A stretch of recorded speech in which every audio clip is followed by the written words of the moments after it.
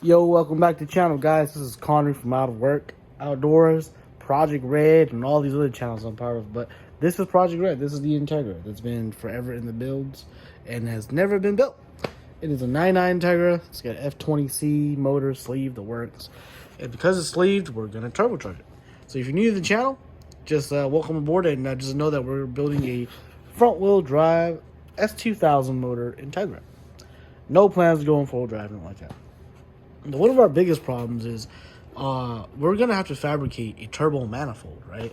So we had like a couple options, Either one, you build yourself, two, have somebody build it, or three, find a way to build them for cheap, right? That's what this episode's all about. So tell you guys, if you guys don't know yet, go to walmart.com and type in just S2000 turbo manifold or whatever car you have, and you might be surprised. Some pretty crazy shit on there. So this is basically what happened to me. I was looking at ITBs, and then all of a sudden I was on Walmart.com, and I typed in S2000 turbo manifold, and these manifolds were on sale.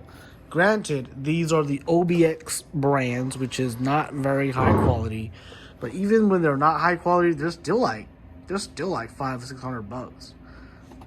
Snagged it for $150 and $150. So I don't even know really what the difference is, except for this one's more of a not so polished and that one's polished.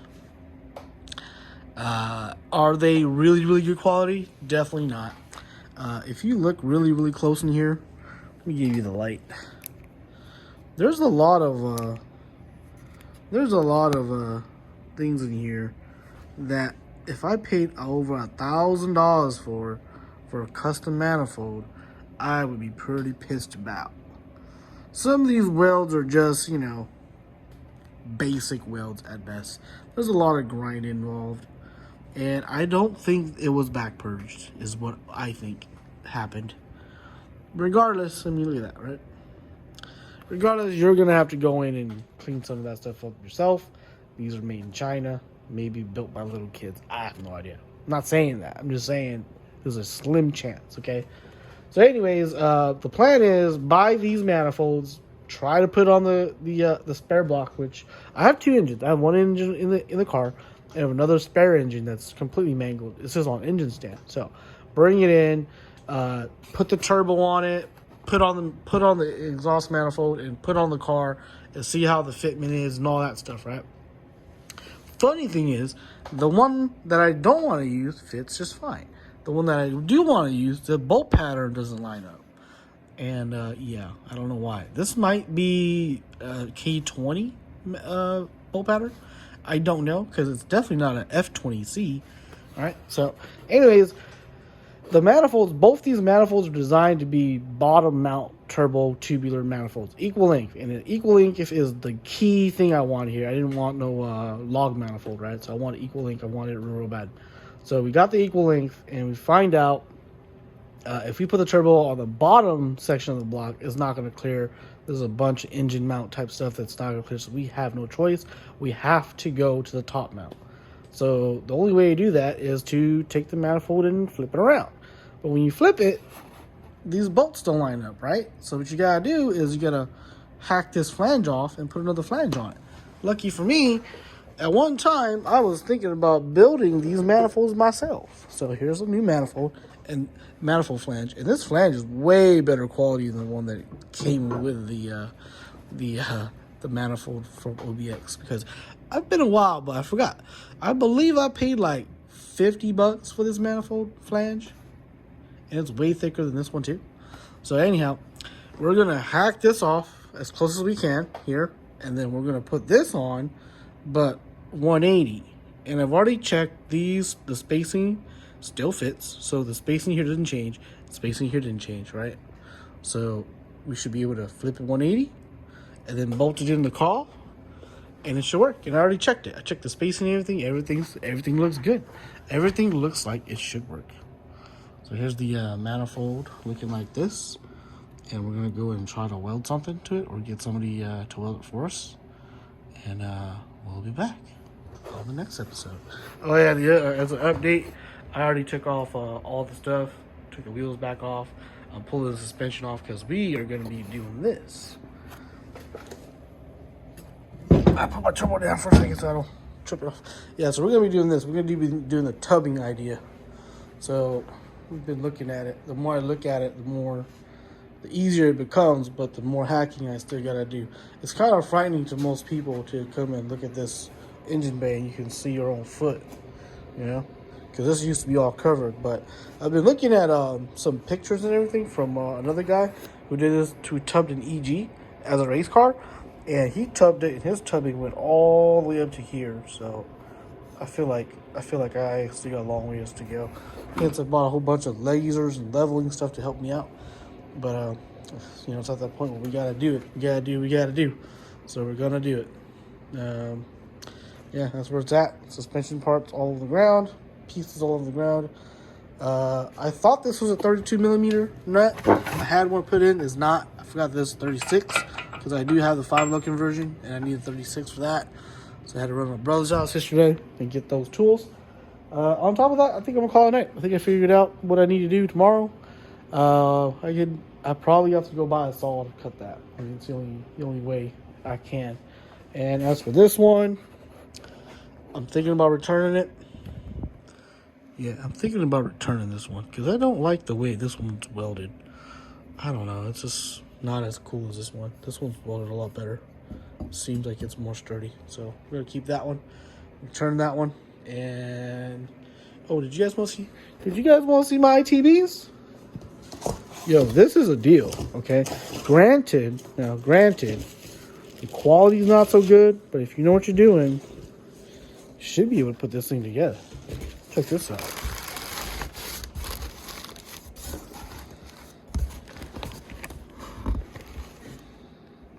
There's a lot of issues with it, okay? It's not the greatest. And I'm not a professional motorsports guy, but just by looking at it, I can already tell this is the OBX quality that you're going to run into, right? Tell you what I first noticed was... Okay, so if you look at this hole right here. See how this hole, this is for the injectors, right? This is for the injectors. So you look at that hole, pretty clean. Look at that hole, it's not bad. You don't see a problem? Okay, you see a problem? Maybe she move me down here. See a problem? See a problem? See a problem? See a problem? You know? So that's the OBX quality. On top of that, the port matching is not that great. Let me zoom in for you so you guys can see what. Right, look at this. See right there? Little white edge right there. That's actually the mating surface right here. Right here. That's the mating surface right here. So this port right here does not match to that port very well. So when you buy one of these manifolds, be aware that you're gonna have to probably do this. You know, if you really care, you know. Port match that. This one's not bad. This one's got a real bad spot over there. Like pretty bad right there. This one's decently bad too. That's your OBX review on their product quality control. That's something that you probably come back from the backside and take care of. You probably don't even have to disassemble that. But you never know. You might want to like this. Here's the other side. This is the other side you might want to do. So here's the other piece that you might want to just check out. But if you really look at it, like somebody grinded that off. A little bit on this right here, almost nothing on that, and did a little work on that, but still needs to be deburred. So there's a lot of deburring you'd have to do, but I mean it's a $300 set of ITBs, you know. Don't complain too much because I tried to do the DIY thing with the other like motorcycle ITBs, and it's just be way more expensive than that, especially after you have to do your own like 3D printing and everything. You're not gonna get nothing even close to this. So this is probably the best starting point to do your ITBs. I mean, you could always, you know, some people have not said it, but I don't even know what size these are. But you could always hone them out, mill them out. Maybe. I don't know if there's enough material on here or not, but the only thing is this is kind of wobbly. I don't know if that's normal or not. And I mean, I don't think it's going to fall off, but it's just, you know, it just feels cheap. You know.